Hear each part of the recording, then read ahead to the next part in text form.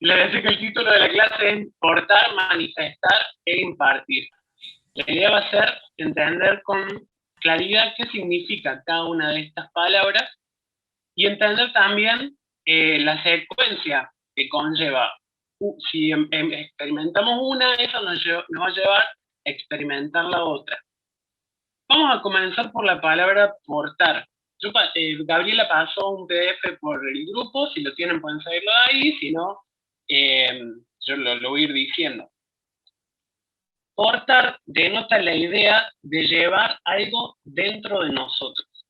¿Sí? Portar entonces tiene que ver con llevar algo intrínseco, algo dentro nuestro. No es lo mismo que transportar. ¿Por qué? Porque transportar estamos hablando de llevar algo fuera de nosotros, de llevar una cosa o una persona de un lugar a otro, pero que no es algo que está unido a mí, sino que es algo que está separado. ¿Sí? Entonces ahí la diferencia entre portar y transportar. Lo que nosotros hacemos con la vida de Cristo es justamente portarla, porque es algo unido a nosotros y que es imposible separarla. Es algo que forma parte de nosotros. Esta comprensión, que es un poco la luz que se nos añadió a partir de entender el nuevo pacto, es justamente entender que Cristo está dentro de nosotros, ya no está con nosotros, sino que está en nosotros. Y esa pequeña palabra ya hace una gran diferencia, porque no estamos hablando de algo externo. Matías, hay que silenciar el chico. No estamos hablando de algo fuera, sino que estamos hablando de algo dentro. Esto ya lo sabemos solamente a modo de repaso. Pero es importante entonces entender que ya no somos seguidores de Cristo, no seguimos a Cristo, sino que por el contrario, portamos a un Cristo que está dentro nuestro.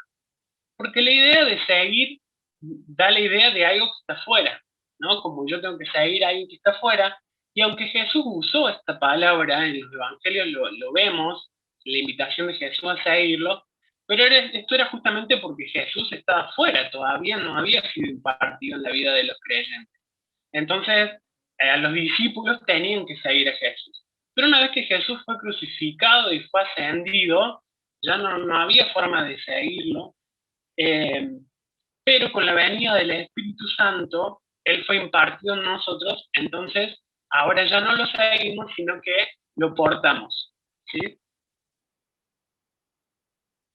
Ahora somos su habitación, somos su templo, somos su casa, y como les decía ahí, en esta pequeña palabra de que Él esté con nosotros y que esté en nosotros, hay una gran diferencia. La mayoría del pueblo evangélico, la mayoría del pueblo cristiano, tenemos este entendimiento claro por ahí de que Dios está con nosotros, ¿no? Con la mayoría de cristianos que hablemos, saben que Dios está con nosotros. Ahora, dar este salto de entender que Dios está en nosotros es muy importante por lo que sigue, por las dos palabritas que vamos a ver después. Yo no puedo manifestar y no puedo impartir algo que no está en mí, que está fuera, ¿cierto? Por eso es tan importante empezar por este entendimiento, de que portamos una vida y que esa vida está dentro nuestra. Sobre esta verdad, había dos cosas que me gustaría aclarar, dos verdades que me parece que son muy importantes de entender.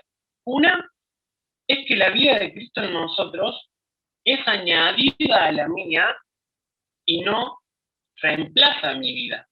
¿Sí? A veces yo mismo, cuando expliqué este tema, lo expliqué mal porque no lo entendía bien, de creer que yo muero 100% y que ahora Cristo vive en mí 100% y Natanael desaparece y ahora soy Cristo, ¿no? Pero este entendimiento no es así en realidad, sino que lo que vamos a ver es que la vida de Cristo viene a impartirse en mi vida. Mi vida humana sigue funcionando, pero ahora ya no es mi vida humana sola, sino que es mi vida humana con el agregado de la vida divina también impartida en mi interior. Fíjense lo que dice Romanos capítulo 11, versículos 17 y 18, vamos a leer. Aquel apóstol Pablo da un ejemplo que seguramente nos va a ayudar a entender con mayor claridad esta verdad. Dice, algunas ramas del árbol de Abraham, algunos del pueblo de Israel, han sido arrancados y ustedes, los gentiles, que eran ramas de olivo silvestre, de un olivo silvestre, fueron injertados. Presten atención a esta palabra, injertados. Así que ahora ustedes también reciben la bendición que Dios prometió a Abraham y a sus hijos, con lo cual comparten ellos el alimento nutritivo que proviene de la raíz del olivo especial de Dios.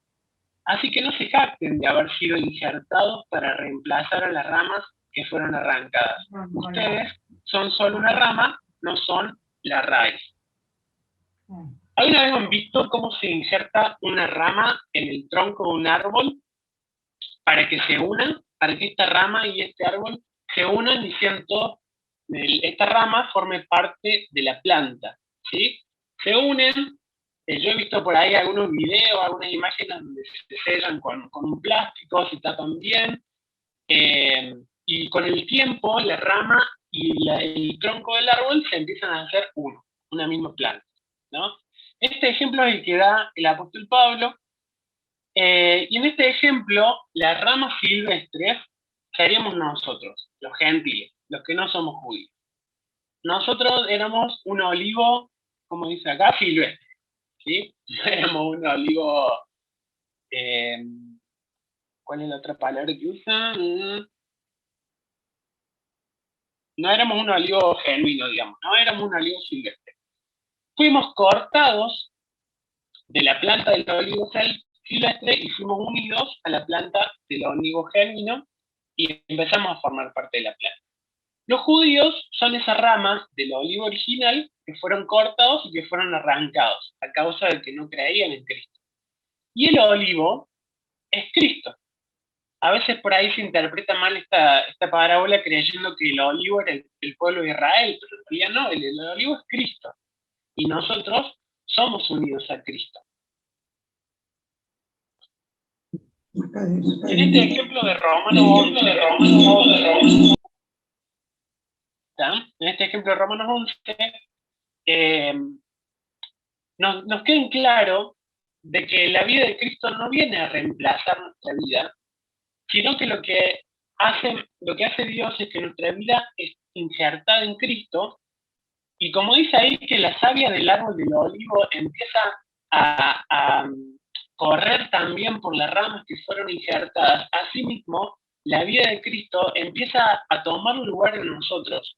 A medida que esta unión, le vamos a llamar unión orgánica, esta unión orgánica entre Cristo y nosotros se empieza a hacer cada vez más fuerte, hay más de Cristo en mí y puedo expresar y puedo manifestar cada vez más a Cristo a medida que esta unión se va haciendo más fuerte.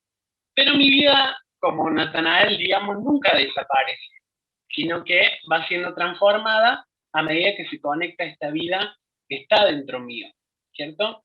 Entonces, siempre va a ser una mezcla entre Dios, entre la vida divina y mi vida, solo que su vida va a ir tomando más lugar en nosotros. Esto es muy común, muy fácil de comprobar, digamos, porque de todos los que estamos conectados a este Zoom, aunque trabajamos mucho en ser discipulados, ninguno puede decir, yo soy 100% Cristo ya.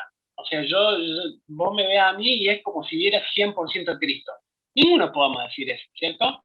Porque esta es una mezcla en la que estamos trabajando cada día de nuestra vida para que se vea más de Él en nosotros, pero Dios tampoco quiere eliminarme a mí por completo, porque hay cosas que Él puso en mí que también manifiestan lo que Él es.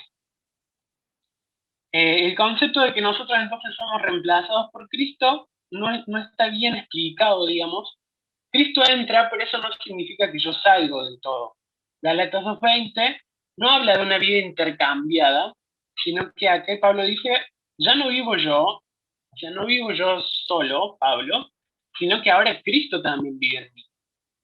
Y después dice, y la vida que ahora vivo en la carne, la vivo por fe, la fe en el Hijo de Dios. O sea que Pablo dice que yo todavía tengo una vida en la carne, pero esta vida en la carne la vivo también a partir de la vida del Hijo está en mí. Después que una rama ha sido injertada en otro árbol, ya no vive para sí misma. Al contrario, vive por el árbol en que ha sido injertada.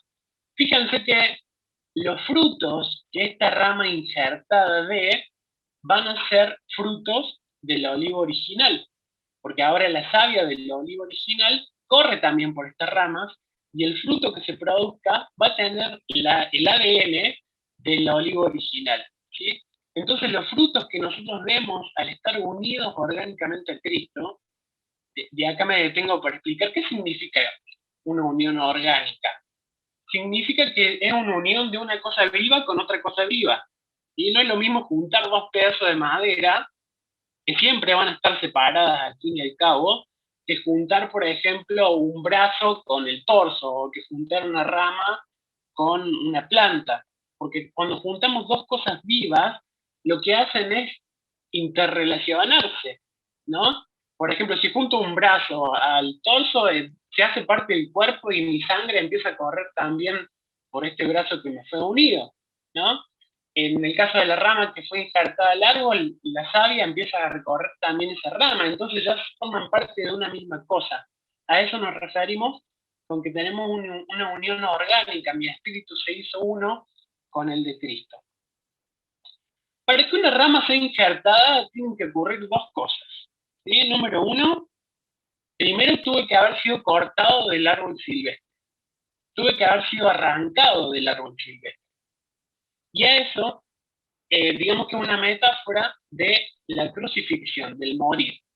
Cuando yo fui separado del árbol silvestre, significa que fui separado del mundo, fui separado de la naturaleza pecaminosa, fui separado de la carne, fui separado del yo, como vimos los que estuvieron el año pasado en este discipulado.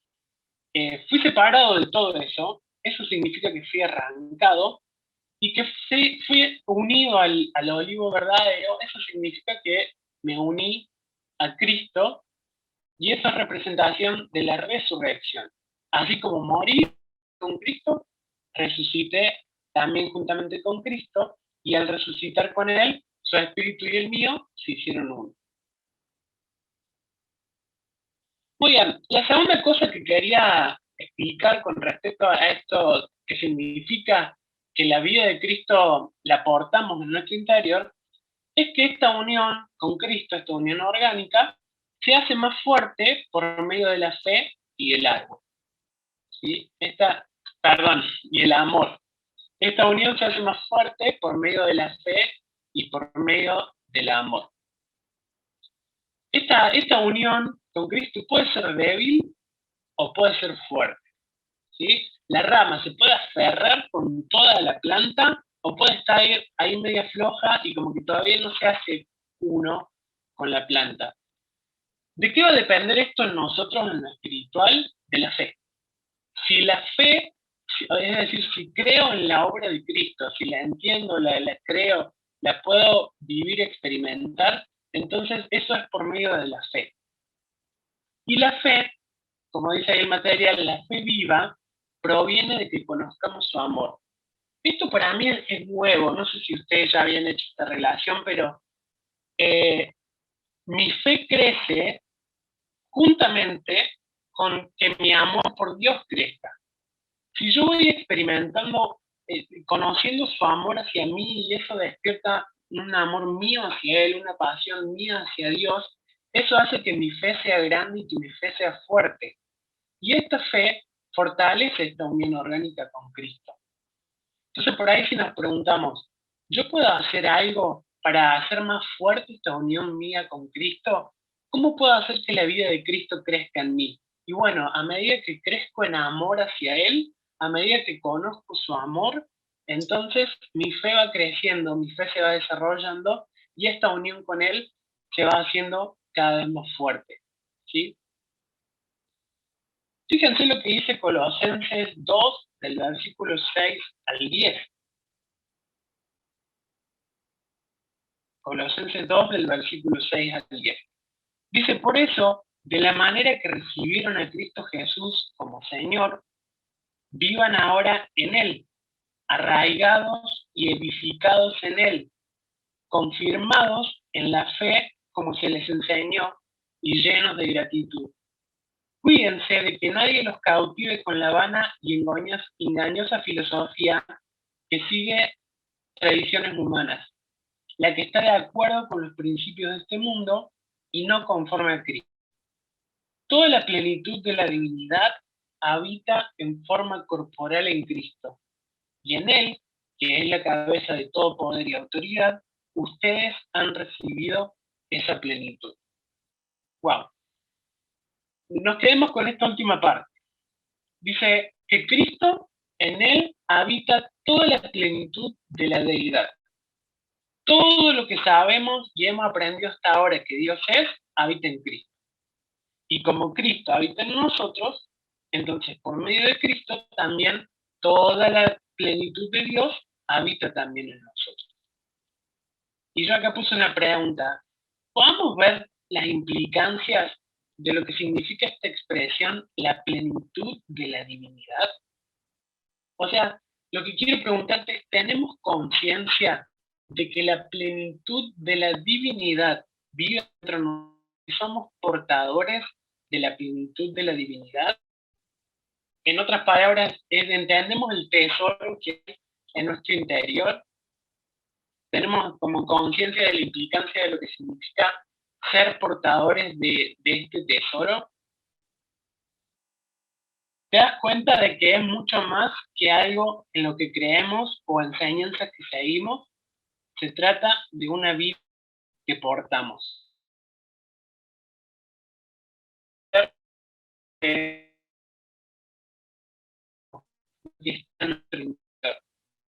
Algo material muy importante. Quiere expresarse. A medida que vamos comprendiendo esta verdad, podemos dar paso al punto que sigue. Después de portar, sigue manifestar. Así que vamos al punto número 2. Manifestar.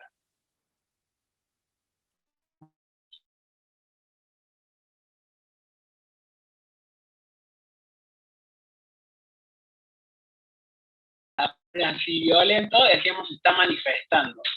Y por ahí encerramos esta palabra lo que tiene que ver con liberación o con demonios, pero en realidad esta palabra es la acción de mostrar algo, la acción de mostrar algo, de permitir que algo que estaba oculto sea visto. Lo repito, permitir que algo que estaba oculto sea visto. Manifestar conlleva la idea de revelar. ¿Sí? Manifestar es revelar, mostrar algo que antes estaba oculto. En Romanos, Pablo utiliza este término en dos oportunidades y lo vamos a leer. Por un lado, en Romanos 3:26, dice, pero en el tiempo presente ha ofrecido a Jesucristo para manifestar su justicia. De este modo Dios es justo y a la vez el que justifica a los que tienen fe en Jesús. Acá en este primer ejemplo, el apóstol Pablo usa la palabra manifestar refiriéndose a la justicia de Cristo. Después en Romanos 7:13 dice, más bien que fue el pecado lo que valiéndose de lo bueno me produjo la muerte, ocurrió así para que el pecado se manifestara claramente, o sea, para que mediante el mandamiento se demostrara lo extremadamente malo que es el pecado. Acá el apóstol Pablo usa la palabra manifestar, pero para referirse al pecado. Entonces, vamos a ver dos cosas a partir de estos versículos. ¿Qué yo puedo manifestar? ¿O a Cristo o puedo manifestar la naturaleza pecaminosa? Como dijo acá Pablo, ¿puedo manifestar justicia o puedo manifestar pecado? ¿De qué va a depender lo que manifieste? De la naturaleza que me está gobernando. ¿Sí? Yo voy a manifestar la naturaleza que me está gobernando. Y me gustaría que queden claros de que yo para manifestar no me esfuerzo. Para manifestar no tengo que pensarlo. No tengo que pensar, voy a hacer esto, así manifiesto. No. Yo manifiesto sin esforzarme porque me sale por naturaleza, porque me sale porque así soy, digamos, me sale porque hay una naturaleza que me está gobernando interiormente y sale, ¿sí? Si yo hago algo, digamos, a propósito y a conciencia, no lo estoy haciendo por naturaleza. Pero si yo hago algo que me pareciera que es más fuerte que yo y que lo tengo que hacer, entonces ahí es cuando estoy haciendo algo por naturaleza y es decir, estoy manifestando, ¿sí? Estoy mostrando y dando a conocer lo que verdaderamente hay en el interior. Si hemos entendido que portamos una vida dentro de nosotros, que representa ni más ni menos que la plenitud de la divinidad, como hablamos recién, esa vida tiene como finalidad ser expresada, ser manifestada. ¿Para qué nos dio Dios una vida, la vida de Cristo en nosotros? Para estas tres cosas que estamos viendo hoy. Estas tres cosas se relacionan con el propósito eterno de Dios. En esto consiste el propósito eterno de Dios. En portar, en manifestar y en impartir. ¿Sí? La vida de Cristo nos fue dada a nosotros para que la portemos, pero no solamente para que la portemos, sino para que la manifestemos y para que la impartamos después a otros. Sobre esto, quisiera aclarar lo siguiente. Manifestar no es hacer cosas para parecerme a Jesús. No es hacer cosas para parecerme a Jesús. ¿Por qué? Porque no se trata de incorporar nuevos hábitos, nuevas virtudes, o de dejar malos hábitos que antes teníamos para así parecerme por medio de mis esfuerzos a Jesús, porque como dijimos, para manifestar no se hace por medio de mis esfuerzos, es una cuestión de naturaleza. Por ahí, por muchos años, teníamos el entendimiento en la iglesia que si alguien nuevo entra, ahí nomás tenemos que ayudarlo a cambiar sus hábitos, ¿no? Si fumaba, decirle que ya eso no tiene que hacerlo más. Si decía malas palabras, decirle, mira, los hijos de Dios no decimos malas palabras. Si se vestía mal o de forma indecorosa, irle corrigiendo esas cosas, hasta que externamente la persona va haciendo cambios y se va pareciendo, digamos, a alguien cristiano. Pero no se le da mucha importancia al interior, ¿no? Y acá la propuesta del Evangelio es diferente, es al revés. Es primero el interior para que esos cambios después se manifiesten en el exterior. Y manifestar habla justamente de eso, de que lo que yo muestro por fuera sea primeramente una consecuencia de una transformación que yo viví interiormente.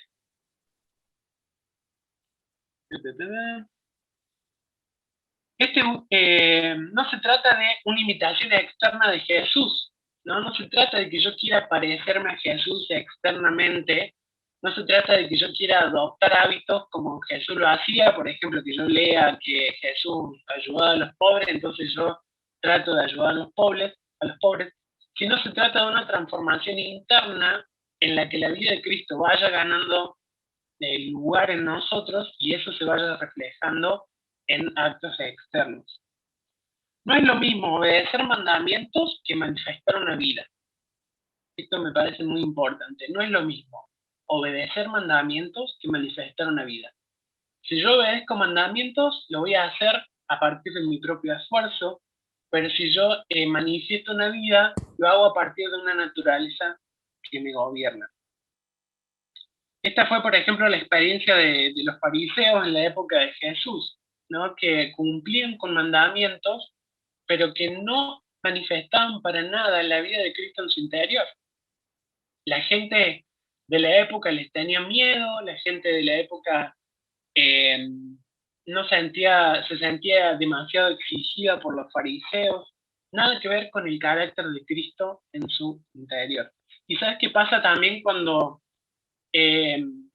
logramos cambios a partir de nuestro propio esfuerzo? Sentimos que tenemos mérito en eso, ¿no? Eso era lo que le pasaba a los fariseos, y creían superiores a los demás porque ellos eran más santos, porque cumplían a rajatabla la ley, y eso los había envanecido, creyendo de que a causa de sus propios méritos habían logrado estar en la posición en la que estaban. En el nuevo pacto entendemos de que todo lo bueno que es producido en nosotros es porque Cristo lo hizo a través de nuestras vidas, entonces eso quita todo mérito de parte nuestra.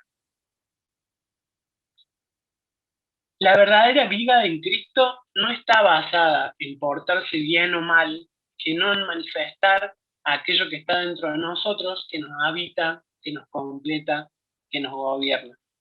Si entendemos esto, entonces estaremos más ocupados tratando con nuestro ser interior y alimentando la vida que portamos, que tratando de mostrar una fachada que no se coincide con nada de lo que hay en nuestro interior.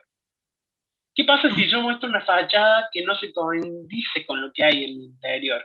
Y tarde o temprano voy a mostrar la hilacha. Tarde o temprano en algo se me va a salir lo que soy realmente por dentro, y eso va a causar una gran decepción en todos los que me rodean y van a descreer del Evangelio, ¿no? ¿Cuánto les ha pasado de ver a alguien, un hermano fuera de la iglesia, y ver que se manda unas malas palabras, o ver que es injusto con el tema del dinero, que trata mal a su familia, y dentro uno dice, es como que imagínate que si es alguien nuevo, empieza a pensar, no, esto es todo una mentira en realidad, ¿no? Y esto, por eso hace tanto mal la religiosidad de las apariencias o los cambios externos cuando no se coinciden con una vida interna. Bueno, y vamos al punto número 3. La tercera palabra es impartir. Esta palabra está muy ligada a las dos anteriores y es parte de una secuencia lógica que debe darse en los hijos de Dios. O sea, si yo soy consciente de la vida que porto y la manifiesto, no puedo quedarme solo en manifestarla, porque manifestarla sería como mm, tomarme un helado frente a la gente que tiene ganas de tomar algo dulce, ¿me entiendes? Es como que vos le mostrás que tenés algo precioso, que tenés algo muy valioso, y la gente se queda con ganas de ellos también tenerlo. Entonces necesitamos ir a la tercera parte, que es la impartición. Yo esta vida de Cristo no me la puedo quedar solamente para mí, necesito impartirla, necesito darla. Impartir tiene que ver con dar algo que portamos y que se manifiesta. Básicamente tiene que ver con dar de lo que tenemos. ¿Cuántos se acuerdan de el apóstol Pedro entrando ahí al templo de la Hermosa? Ahí había un cojo que pedía limosnas, le pidió una limosna y él le dijo, mira, no tengo limosnas, pero de lo que sí tengo te doy. Y ahí oró por sanidad y esta persona fue sana. Entonces acá aprendemos que no puedo dar de lo que no tengo, y si nosotros tenemos la vida de Cristo, somos conscientes de eso, la manifestamos, también tenemos la capacidad de impartirla. Estas realidades son muy importantes a la hora de entender nuestra función como seguidores, como miembros. La mayoría de los que estamos acá servimos en la iglesia, predicamos, enseñamos a los niños, a los adolescentes, a los adultos, discipulamos, y tenemos que tener entendimiento de que esta tarea consiste 100% en impartición. No se trata de enseñar de una mente a otra mente, sino se trata de impartir de un espíritu a otro espíritu. ¿Sí? De la vida de Cristo que yo tengo en mi interior, la imparto en otras personas, aunque puede ser por medio de palabras, pero palabras que surgen de mi espíritu y no de una cuestión intelectual solamente. ¿Cómo te das cuenta si te ha sido impartido algo? Mira, si la enseñanza que vos recibís es puramente mental, vos te vas de ahí con información y con conocimiento nuevo. Pero si la palabra te impartió, vos te vas con la sensación de ser ministrado, ¿no? Con la necesidad de cambiar algo, con la necesidad de que se te hizo luz algo que tenés que cambiar en tu vida, o una verdad de Dios que se hizo parte de tu corazón y que te trajo paz, que trajo un nuevo entendimiento, que te trajo revelación. Esa es la gran diferencia entre lo que hacemos en el Evangelio y lo que hace un maestro secular, por ejemplo, ¿no? Lo nuestro no se trata de transmitir información, se trata de transmitir una vida. La transmisión de conocimiento puede darse solamente en el plano intelectual, ¿sí? Pero cuando tratamos con verdades espirituales, no nos podemos quedar en este nivel, sino que necesitamos ir más profundo, necesitamos impartir esta vida. No es mero conocimiento lo que va a transformar las vidas, sino que es la vida de Cristo impartida. Sabes que la vida de Cristo no se imparte solamente cuando estamos parados en un púlpito predicando, sino que la vida de Cristo se imparte en una charla, se imparte cuando estás tomando mate con alguien, se imparte en ver a otra persona hacer algo, se imparte de muchas formas. Mientras vos estés en contacto con alguien que tiene esta vida y que la manifiesta, esta vida se imparte también, ¿sí? Así que muchas veces hemos sido impartidos de la vida de Cristo y capaz que no nos dimos cuenta. Pero si hoy estamos donde estamos, llegamos al entendimiento que tenemos, estamos en vida en el Espíritu y hemos logrado hacer muchos cambios en nuestras vidas, es porque muchas de las personas que han estado a nuestro alrededor nos han estado impartiendo esta vida constantemente, ¿sí? Y han hecho crecer la vida de Cristo que está en nosotros.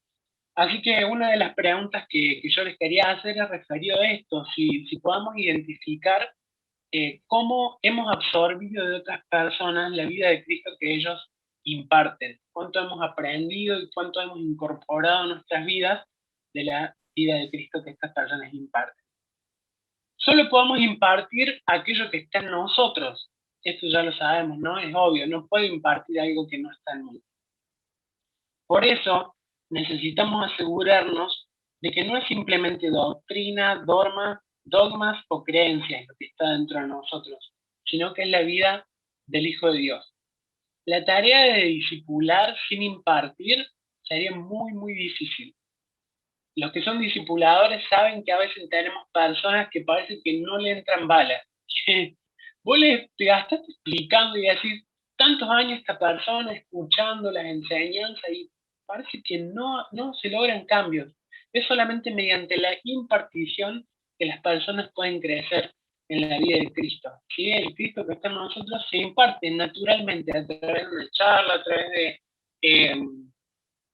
de estar juntos, de compartir tiempo de calidad.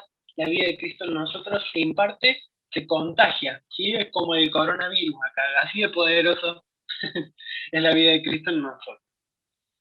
Bueno, la pregunta que quería hacer para que veamos los grupos pequeños, ahí se las paso por el grupo de WhatsApp. ¿Cuánta conciencia tengo en mi día a día de la vida que porto en mi interior? ¿No? ¿Cuánta conciencia tengo de que la plenitud de Dios habita en mí? De que todo lo que Dios es habita en mí. Número 2. ¿Puedes contar alguna experiencia reciente? ¿Te puedes silenciar el micro? No sé cuál.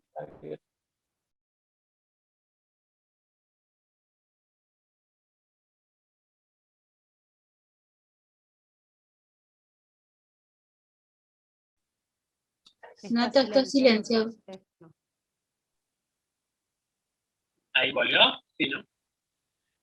Número 2. ¿Puedes contar alguna experiencia reciente en la que manifestaste a Cristo sin haberte esforzado por hacerlo? Es decir, algo que te salió naturalmente. Y número 3. ¿Puedes reconocer en vos cosas de la vida de Cristo que fueron impartidas por medio de otras personas? Familiares, discipuladores, pastores, hermanos en Cristo. Esas serían las 3 preguntas. Ahí las compartimos por el chat y por WhatsApp. Bueno, te invito a que podamos orar juntos.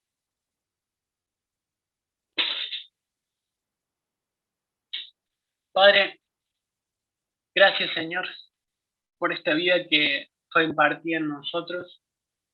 Gracias Señor por permitirnos ser parte.